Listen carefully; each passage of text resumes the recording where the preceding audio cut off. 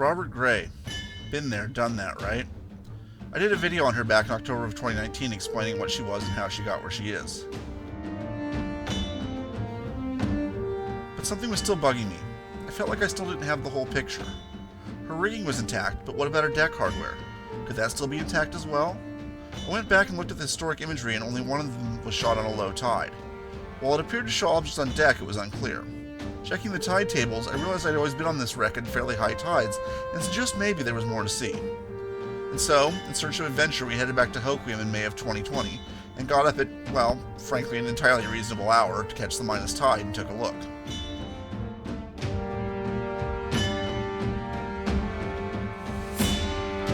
The first item to come into view was the discharge piping, and then the massive centrifugal pump which pumps spoils through a long floating pipe to shore. It's not clear whether this would have been steam or electrically driven. Over this pump is an A-frame gantry that runs across the dredge and once carried a traveling crane.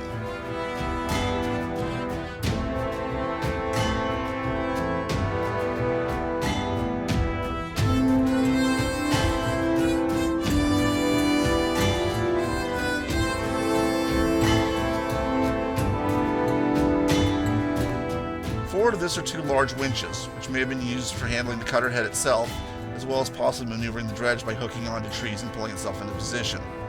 Alternatively, these may have been used for picking up loose logs and log jams in the channel, similar to the snag boats on the rivers feeding Puget Sound.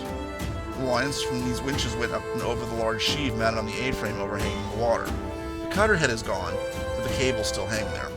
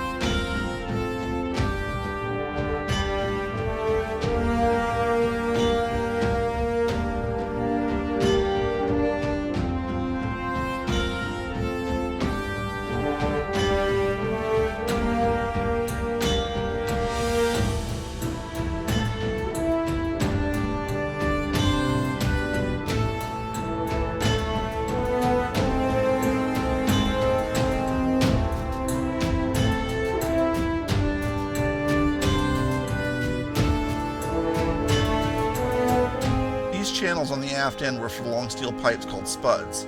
The spuds could be lifted up and down by winches, and in the down position would anchor the dredge into the bottom of the river.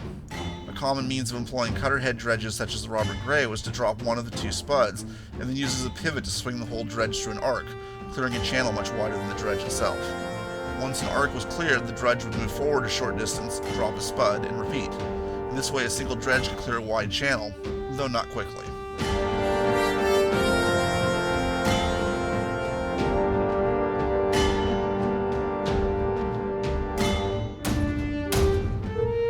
Am I done with the Robert Gray? Maybe. I think with the drone it might be possible to get even closer and explore more of her machinery in detail. Until then, she remains one of the most interesting wrecks of this part of the world, and I suspect I will keep coming back to her.